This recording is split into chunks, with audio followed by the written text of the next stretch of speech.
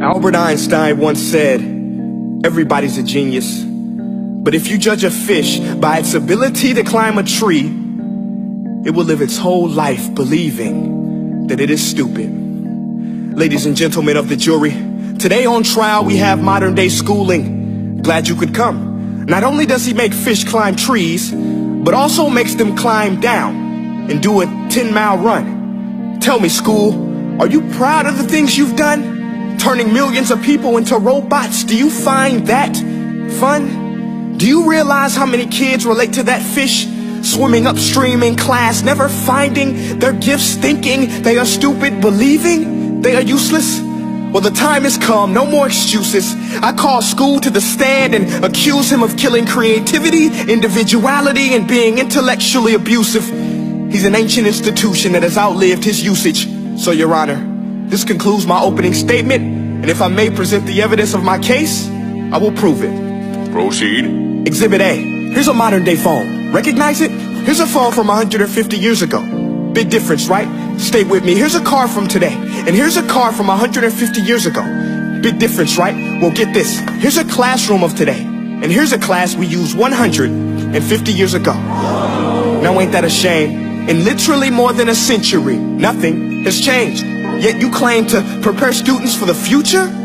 But with evidence like that, I must ask, do you prepare students for the future or the past? I did a background check on you and let the record show that you were made to train people to work in factories, which explains why you put students in straight rows, nice and neat, tell them sit still, raise your hand if you want to speak, give them a short break to eat, and for 8 hours a day tell them what to think.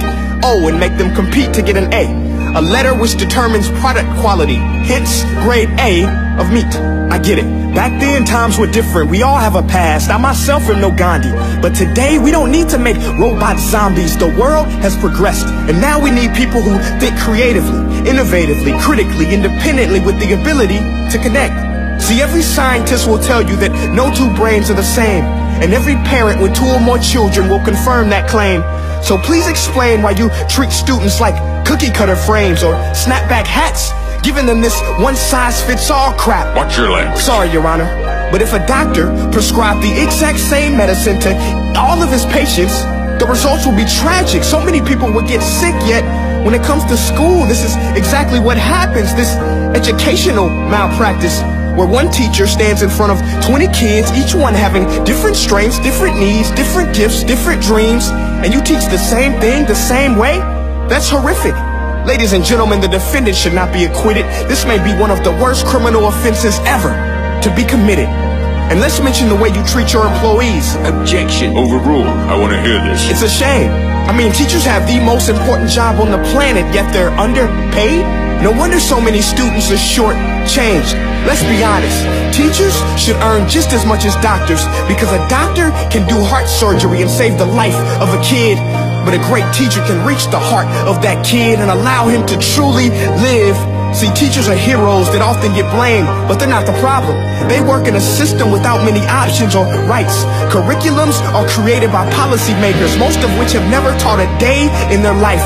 Just obsessed with standardized tests. They think bubbling in a multiple choice question will determine success. That's outlandish. In fact, these tests are too crude to be used and should be abandoned, but don't take my word for it.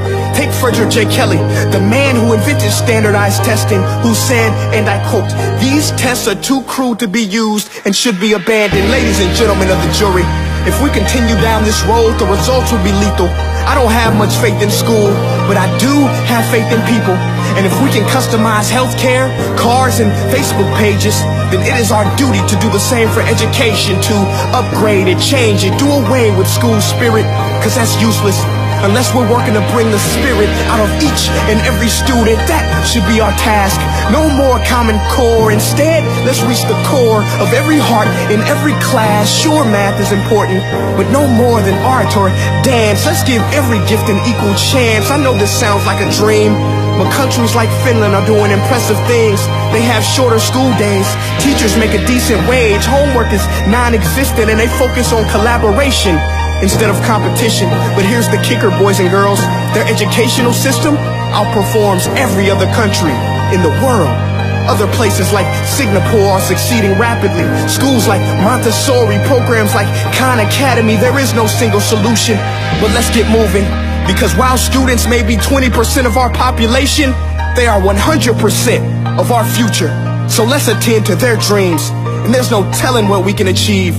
This is a world in which I believe, a world where fish are no longer forced to climb trees. I rest my case.